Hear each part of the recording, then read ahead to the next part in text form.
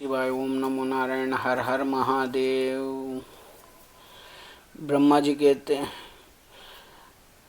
ओम नमः शिवाय। ओम नमो नारायण। हर हर महादेव। धर्ममाला मोती में एक और वर्णन भगवान शिव का कैलाश पर्वत पर गमन तथा सृष्टि खंड का उपसंहार वर्णन मोती पिरोया जाएगा।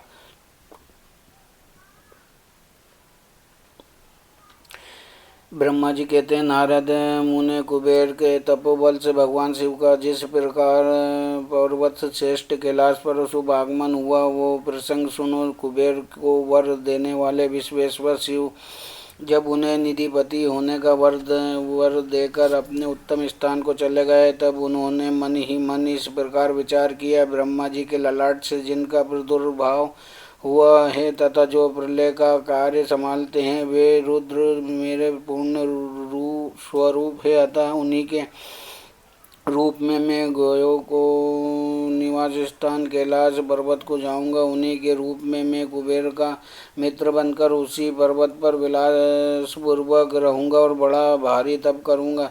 शिव की इस इच्छा का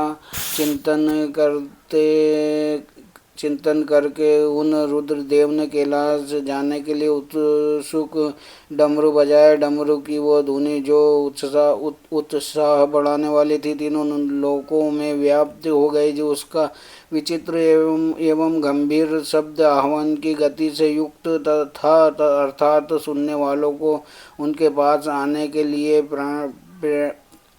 प्रेरणा दे रहा था। उस ध्वनि को सुनकर मैं तथा श्री विष्णु आदि सभी देवता ऋषि मूर्तिमान आगम निगम और सिद्ध वहाँ आ पहुँचे। देवता और असुर आदि सब लोग बड़े उत्साह में भरकर वहाँ आए। भगवान शिव के समस्त पार्षद तथा सर्वलोक वंदित महाभाग गणपाल जहाँ कहीं भी थे वहाँ से आ गए। इतना कहकर ब्रह्मा जी ने वहाँ आए हुए गणपालों का नामोल्लेख पूर्वक विस्तृत परिचय दिया। इस प्रकार कहना आरंभ किया। वे बोले, वह असंख्य महाबली गणपाल पधारे हैं। वे सब के सब सहस्त्र भुजाओं से युक्त थे और मस्तक पर जटा का ही मुकुट धारण किए हुए थे। सभी चंद्रचूड़ नीलकंठ और त्रिलोचन थे। हार कुंडल केयूर तथा मुकुट आदि से अलंकृत थे। वे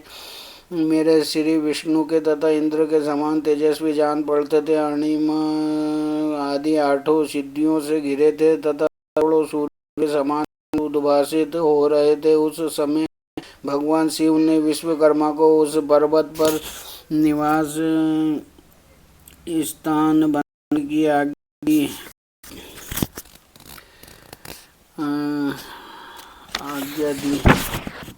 अनेक भक्तों के साथ अपने और दूसरों के रहने के लिए यथा योग्य आवास तैयार करने का आदेश दिया। मुने तब विश्वकर्मा ने भगवान शिव की आज्ञा के अनुसार उस पर्वत पर जाकर शीघ्र ही नाना प्रकार के गिरोह की रचना की।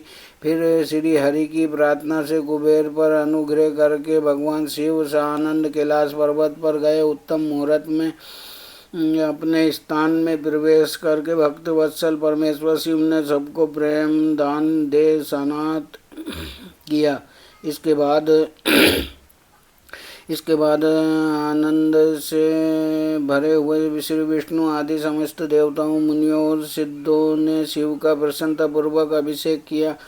हाथों में नाना प्रकार की भेंटें लेकर सबने क्रमशः उनका पूजन किया और बड़े उत्साह के साथ उनकी आरती उतारी। मुने उस समय आकाश से फूलों की वर्षा हुई जो मंगल सूचक थी। सब और जय जयकार और नमस्कार के शब्द गूंजने लगे। महान उत्साह फैला हुआ था जो सबके सुख को बढ़ा रहा था। उस समय सिंहासन पर बैठकर श्री विष्णु आदि सभी देवताओं द्वारा की गई हुई यथोचित सेवा को बारंबार ग्रहण करते हुए भगवान शिव बड़ी शोभा पा रहे थे। देवता आदि सब लोगों ने सार्थक एवं प्रिय वचनों द्वारा लोक कल्याणकारी भगवान शंकर का पृथक पृथक स्तवन किया। सर्वेश्वर प्रभु ने प्रसन्न चित्त से वहाँ स्तवन सुनकर सबको प्रसन्नतापूर्वक मनोवांछित वर एवं अभीष्ट वस्तुएं प्रदान की। मुनि तदंतर श्री विष्णु के साथ में तथा अन्य सब देवता और मुनि मनोवांछित वस्तु पाकर आनंदित हो भगवान शिव की आज्ञा से अपने अपने धाम को चले गए। कुबेर भी शिव की आज्ञा से प्रसन्नतापूर्वक अपने स्थान को गए। फिर वे भगवान शंभु को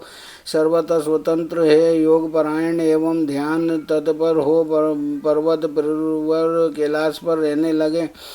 कुछ काल बिना पत्नी के ही बिताकर परमेश्वर शिव ने दक्ष कन्या सती को पत्नी रूप में प्राप्त किया। देवेर से फिर वे महेश्वर दक्ष कुमारी सती के साथ विहार करने लगे और लोकाचारण परायण हो सुख का अनुभव करने लगे। मुनीश्वर, इस प्रकार मैंने तुमसे ये रुद्र के अवतार का वर्णन किया है, साथ ही उनके कैलाश पर आगमन और कुबेर के साथ मैत्री का भी प्रसंग सुनाया है। कैलाश के अंतर्गत होने वाली जिन उनकी ज्ञानवर्धनी लीला का भी वर्णन किया है, जो इहलोक और परलोक में सदा संपूर्ण मनोवांछित फलों को देने वाली है। जो एकाग्रचित हो इस कथा को सुनता या पढ़ता है, वो इस लोक में भोग पाकर परम लोक में मोक्ष लाभ करता है।